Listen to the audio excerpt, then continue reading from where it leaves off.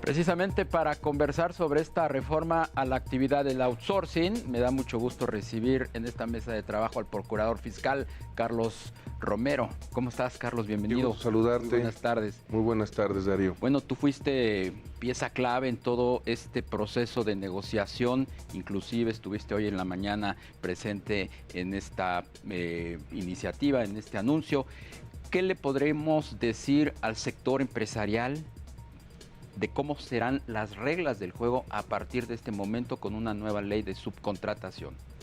Pues simplemente decirle al sector empresarial que pueden estar tranquilos, que al final de cuentas esta reforma es para cumplir debidamente con sus obligaciones laborales y fiscales. Esto es, ya no puede haber subcontratación, simplemente tú puedes contratar ya no al personal como se hacía subcontratar personal, vas a poder subcontratar servicios especializados.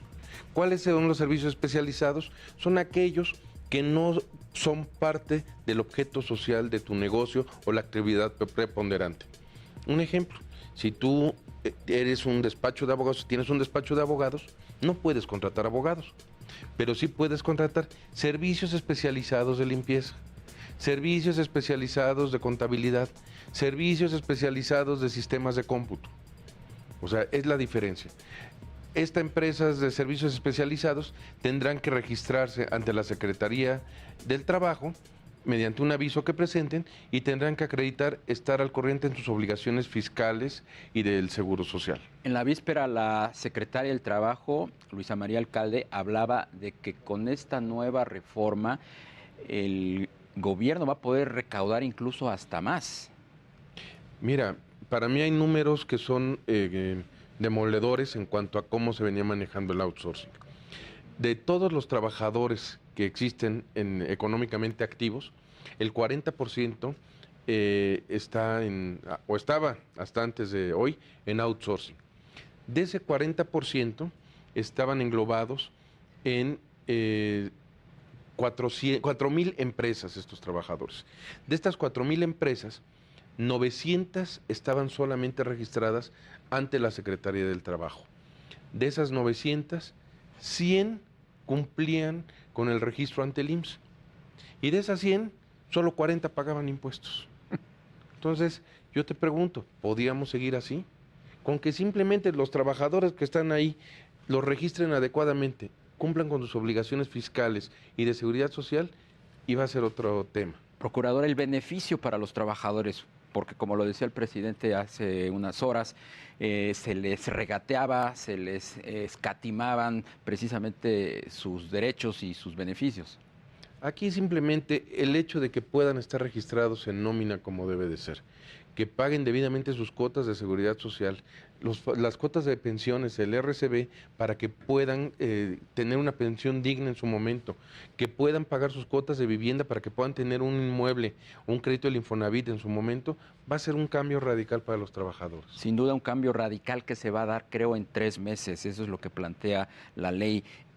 ¿A qué se deben atener las empresas en este proceso de cambio en los próximos 90 días? ¿Qué es lo que tendrían que hacer? Es un proceso de transición, porque todos los que estaban en un outsourcing tienen que pasarlo a la estructura de la propia empresa.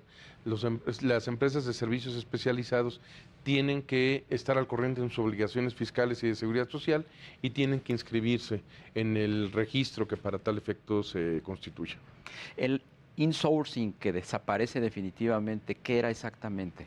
Muchas veces para darle la vuelta al pago de la PTU, de la participación de los trabajadores en las utilidades de las empresas, creaban una empresa que era un insourcing precisamente, donde nada más tenían a los trabajadores y controlaban los ingresos, nada más pagaban la nómina para no generar propiamente una utilidad. ¿Por qué? Porque en la empresa matriz o la empresa operadora es donde realmente se generaban las utilidades y con eso no tenían que repartirlas a los trabajadores. Lo que se buscó fue limitar la PTU para que no sea un pago totalmente oneroso o gravoso o ruinoso para el patrón y simplemente pague lo que tenga que pagar. Es quitarle un incentivo a tener insourcing. Lo pasas a la estructura y con eso van a poder seguir en una estructura normal como debe ser una empresa. Las sanciones, procurador, ¿cuáles son estas y cómo quedan definidas en la ley? En el caso de las empresas de servicios especializados que no cumplan con sus obligaciones fiscales, el contribuyente que haga deducibles esas facturas o esos comprobantes fiscales podrá tener como sanción el que no sea deducible y que el IVA no sea acreditable. Pero más allá, el que con el uso de engaños o aprovechamiento de errores subcontrate trabajadores o lleve a cabo la contratación de servicios especializados, es decir, que contrate trabajadores o que contrate servicios especializados para omitir el pago de contribuciones, será sancionado en términos de la defraudación fiscal, pero con una calificativa adicional, con lo cual podrían tener hasta 13 años y medio de prisión. O sea, serán considerados defraudadores fiscales con esta adición Sí. de los 13 años. Exactamente. ¿Pueden los empresarios considerar que hay un juego o un piso parejo que no se les requerirá más allá de lo que establece esta ley? Aquí es simplemente, como lo mencionas, poner el piso parejo. Había una cantidad enorme de empresas que no pagaba impuestos y que no pagaba cuotas de seguridad social. Con esto lo que estamos haciendo es trayendo a todas esas empresas a la formalidad, a que cumplan debidamente con sus obligaciones laborales y fiscales, y con eso tengas piso parejo con los demás. Te van a pedir lo que exige la ley. Nada más, pero nada menos.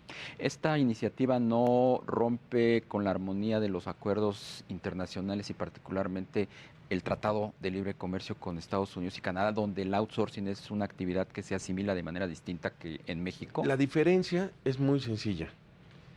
El outsourcing que nosotros estamos atacando completamente es el que era defraudador.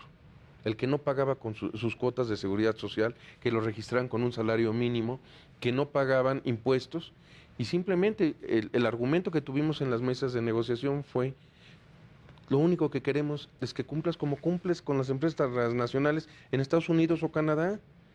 En Estados Unidos o Canadá es un respeto el que se le tiene al fisco. Aquí simplemente no cumplían con sus obligaciones fiscales. Si estamos hablando que son 4.600.000 trabajadores los que estaban en este esquema y solamente cumplen 40 empresas, pues lo único que queremos es que cumplan como cumplen en Canadá o como cumplen en Estados Unidos. Entonces, habemos nueva ley de tercerización, de subcontratación o de outsourcing, que viene siendo exactamente lo mismo. ¿A partir de qué momento entra en vigor? Entra en vigor a partir del día siguiente de su publicación, y la parte laboral va a haber un tiempo para que se constituya el registro, y la parte fiscal entra hasta el 1 de agosto. O sea, la parte fiscal, 1 de agosto. ¿Cuándo se publicaría en el Diario Oficial de la Yo creo Federación? que la próxima semana. Pues estaremos pendientes. Procurador Fiscal de la Federación, Carlos Romero, te apreciamos mucho que nos hayas acompañado. Muchísimas gracias por la invitación y muchas felicidades por tu programa. Igualmente, muchas gracias por este logro. Al contrario.